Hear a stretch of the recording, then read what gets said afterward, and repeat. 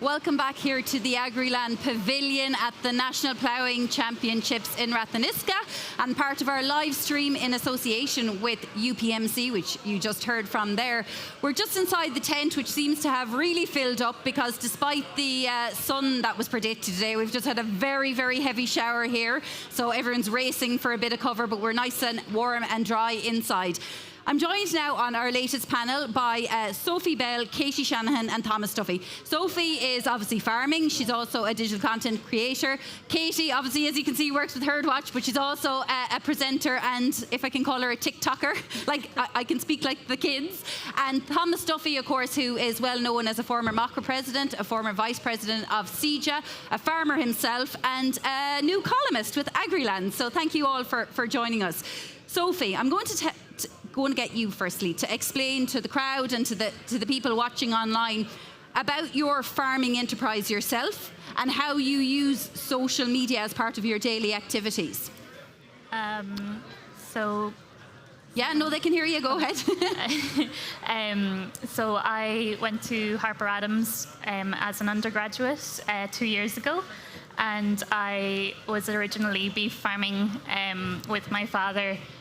We had a dry stock enterprise, and after that I came home from college and I decided to go into contract rearing dairy heifers, where I'm now rearing for 2 local dairy farmers. So that's what I'm doing at home. As well as that, I am working in a veterinary pharmaceutical company as a QC analyst, and yeah, I relief milk at the weekends too, and I've recently started studying in UCD for a master's. So it's just in case you weren't busy enough. But I try to incorporate my content into my farming activities throughout the week. It is fairly busy and quite full on, so yeah, I try to be as organic as I can about everything, and I think it's important to show people what I get up to, and yeah. It is. And Katie, you operate a busy sheep and beef farm, but you're also a presenter and you're constantly putting up TikTok content and social media content. Where do you get the time to do all this? I really don't know. Lack of sleep, I think, especially now this week. Yeah, so I'm farming at home with my father and my brothers and my mother down in West Cork. So mainly sheep. We do have a few dry stock as well, but the sheep enterprise is probably something I push a little bit more just because I enjoy it more myself. So we'd have pedigree Charlie sheep and then a few commercial as well. But yeah, no, I suppose COVID started the whole social media journey. Me growing up, it wasn't something people did. There wasn't such thing as farming influencers on Instagram. TikTok didn't even exist. So during COVID, I downloaded the app for just a bit of crack and see what the videos were.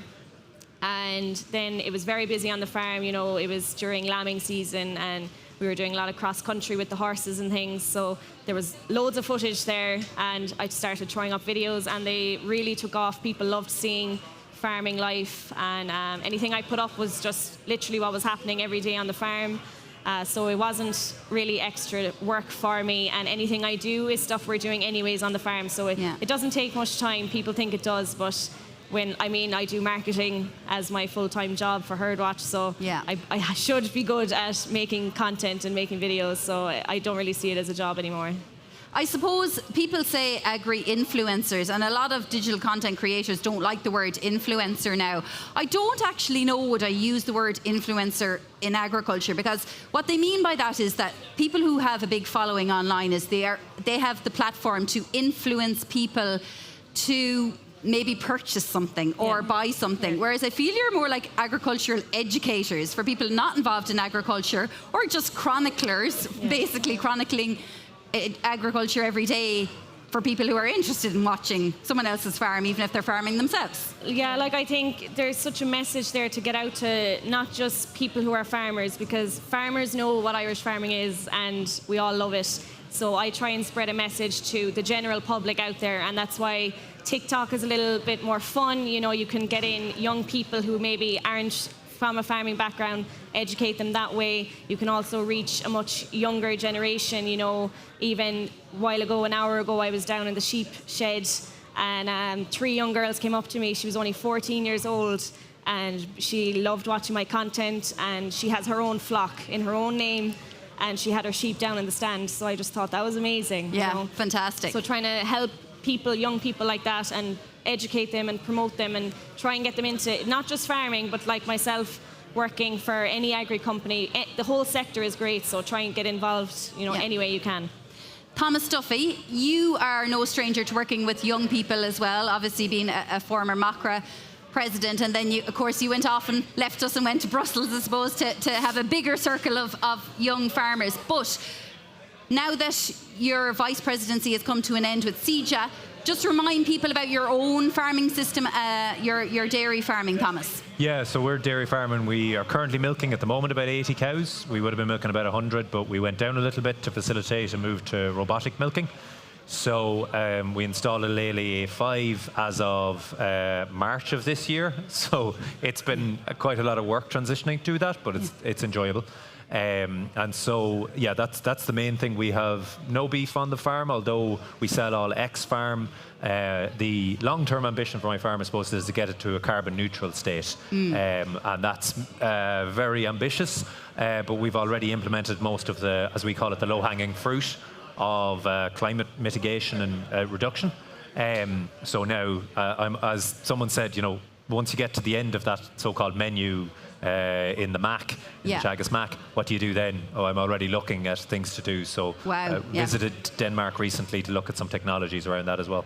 That's really interesting. And the robots. So you farm with your parents, I believe, and your sister. So there's a good amount of labour there as it is. So how are the robots helping you? Well, we do, but I suppose the labour on the farm for the last 2 years, I was gone so often. Yeah. If you take it during the MACRA presidency, if I was there one day, it would be lucky. With the CEJA vice presidency, it wasn't as onerous or anything near it, but you would be travelling for at least probably 5-6 days in the month. And inevitably it would happen just when things were, getting done or whatever, and you might be away, and you were also constantly working. So you were constantly on Zoom meetings, you were constantly in discussion around policy. So there was a lot of that work going on, even during COVID. With the presidency, with MACRA presidency, a lot of the work was just spent on policy, reading documents, preparing documents, lobbying TDs. So it was always quite busy. My father and mother are probably stepping away. My sister is part-time as part of the farm. So labour, I suppose, is not that abundant. And on top of that, I suppose I am one of those people who, while I'm constantly looking for labour saving, I don't make life easy on myself either necessarily. No. So things like, say, for instance, the way we would manage our calves is probably a lot more onerous. We have a rule that no calf will ever get so we group calves at about 2 days into groups of 3, and that cow is the only cow that will supply them until they transition over to it. So if you take it before the robot, we would have had probably 7 dump jars. All of them have to be measured out. All of them have to be marked for an individual pen. We're quite detail focused on, particularly on calf rearing. But then on top of that, because we've transitioned to clover, and we have challenges around weed management and constantly revising that. We do have great contractors, I will be honest. I am not a machinery man. I want as little machinery as physically possible on my farm. But there is still a lot to do when you're trying to balance all those. Well, I want to talk to the three of you. You're very familiar, obviously, with the online world. And Sophie, if I come back to you, there seems to be at times, now I'm not saying all of the time because, you're examples of the alternate, but at times there's a lot of negativity towards farming and towards agriculture. And we all see it, some social media platforms can be a cesspool of negativity. It doesn't have to be about farming, it can be about anything. Do you see that in your everyday life? Do you get much negative feedback? Or can you also see the positives of using social media for farming as well? I think personally, I kind of haven't really received any negativity. There would be the odd comment, but nothing that's, major. I think agriculture and social media has really revolutionized recently. It's been bridging the gap between consumers and farmers. and it's been educating and building that trust in recent years. And I think that's really important, and it's made a significant impact, and it's made such a difference. But I think there are maybe other accounts that do maybe speak out a bit more than I would, and they would probably receive some negative backlash. But I try to remain as positive as I can on social media, just because I wouldn't feel comfortable with that environment. Yeah. And what about you, Katie? Have you experienced negativity, or do you see more of the positives of social media than the negative side of it? Like, I suppose having social media now is, as important as ever, because we have seen that there's so many farmers, young farmers, that are either coming out of the sector or doing it part-time. They need a full-time job to support the farming, or else people are immigrating. They're completely leaving the farm, going off to Australia. Like, I have probably more friends that have immigrated from my parish than I do in my own parish. So wow. It was actually last year, I only recently joined Macra, and it was because of that, because I literally had no farm friends or, country friends. Yeah. Now I do now. I've met so many people through social media, which obviously is very, very positive. So that's why I'm using the social media that I have to try and push it as much as possible, and show all the positivities around Irish farming, and trying to get people to stay with it, get involved, rather than just all this negativity that is going on for young farmers in Ireland. And Katie, we have a lot of young viewers on Agriland. We have TikTok is obviously kind of a younger demographic as well, and you have a lot of followers on TikTok. And we've been speaking to loads of young people out on the ploughing site over the last couple of days. They're mighty crack. Some of them know nothing about farming. Some of them were born and reared in a shed nearly, What advice could you give to them as a young person, but maybe slightly older than them, coming up, who might be thinking, agriculture is not cool or farming's not cool? What kind of advice could you give them? Yeah, sure. Like myself, when I finished my leaving cert, I really didn't know what I wanted to do, and I suppose I didn't give myself the time to really think about it, look into what's available. Like, I only recently, last year at 27, went back and did my green cert in Clonakilty. So like, that was major for me to go back down there. But even meeting some of the young girls down in Clonakilty and chatting with them, and they were delighted to be there. They had no issue being there. So I think you really just have to do what you want. I know it's very hard. It's a very hard thing for a lot of young people, especially, to do, is forget about other people's influence and focus on what you want and really drive. Because no one's going to hand it to you. You really have to do it yourself and go for it yourself if you want it. So I think it's tough for young people to do, especially peer groups, to kind of ignore that exterior influence that they have on your decisions, but just do what you want to do and focus on that. Thomas, I'll come back to you. There's so much information available at our fingertips now. And that's a good thing, because information has never been more readily available to us. By the same token, there is a lot of misinformation available to us as well. And how important is it? Because you're someone who is, quite prolific with information online, but you always research it and make sure it's verifiable. How important is it that people find out what they need to know, be it about farming, be it about environment and so on, but find it from verifiable sources?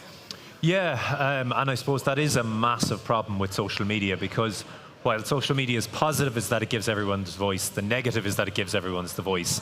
And there can be a misconception that, there's a great phrase that your ignorance is as good as my knowledge. Now, I always say I am not an expert in many of the fields that I talk about, and so the question is reaching out. And the bit I always get quite annoyed about in Ireland is that, in actual fact, a lot of this information is readily accessible from fairly reliable sources. I mean, if you go over to the Teagasc End today, you won't find a bunch of people who were born in Dublin. You'll find mostly sons and daughters of farmers who went into research, they understand reasonably. I think there are probably two major problems. The first one is that we don't teach in schools the most important thing. And I know everyone's always saying we need to teach more in schools.